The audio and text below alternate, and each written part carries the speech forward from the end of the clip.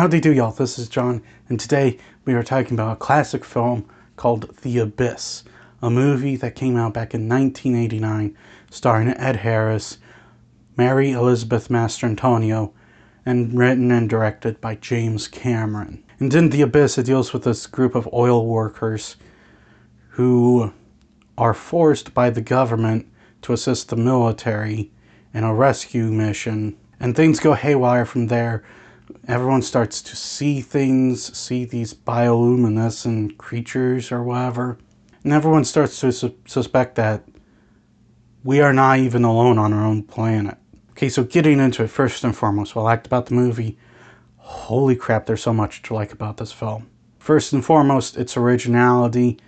While it does borrow some elements from classic adventure stories, this film just takes a whole new spin on everything. Like humans making first contact with another intelligence. Yes, that's been done before, but not quite like how it is in this film, because they're dealing with an intelligence on our own planet. An intelligent life we didn't know about because it's miles deep in the ocean. And that's another thing, this takes place completely underwater. And on top of this great story, you also have great characters. You have Bud Brigman, who is the main character. He's played by Ed Harris. And this guy is a great character. He's no nonsense. He's a true leader. Yes, he has some flaws as a character. But none of those ever supplant how strong of a person he is. How strong of a man he is. And you also have Lindsay, who's his soon-to-be divorced wife, who's also a great character, a lot like him, no nonsense, tough, doesn't put up with bull crap. It's almost like these two were kind of perfectly made for each other, because they both do just amazing things together. Another little thing that I'd like to add on, I like how with Bud, they make him seem like, he hates his soon-to-be ex-wife.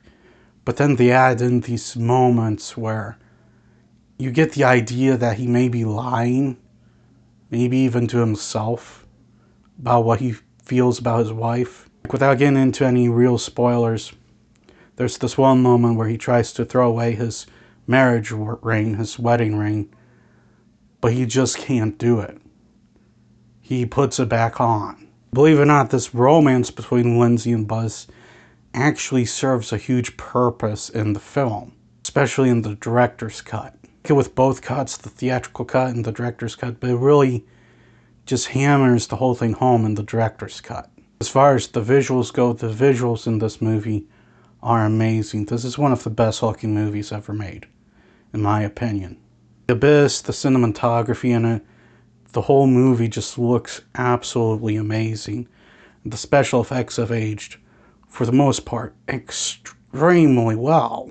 I watched it in 4K for the first time, and the special effects are just mind-blowing. Now, granted, there are a few green screen effects that look a little rough, but that's about it. Just a few shots. Everything else just looks amazing, even by today's standards. Speaking of special effects, even the very early CGI in this film does not look bad.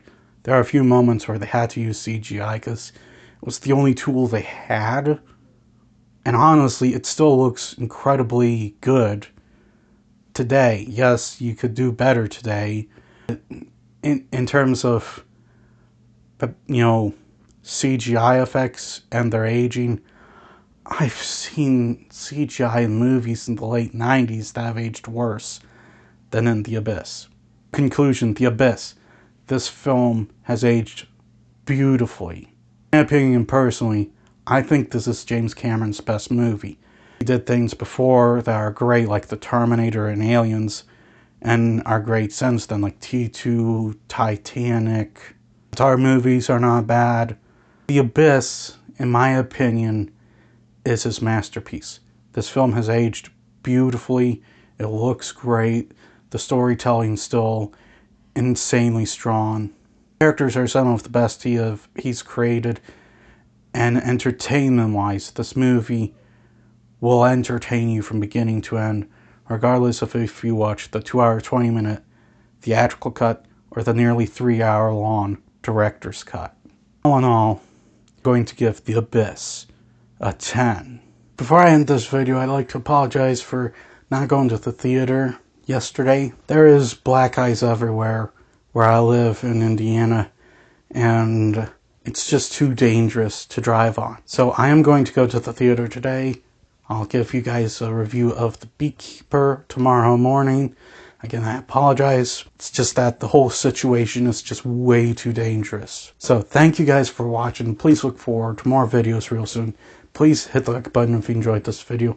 Please also subscribe if you're new to the channel. And as always, please remember, the Badetsky will return.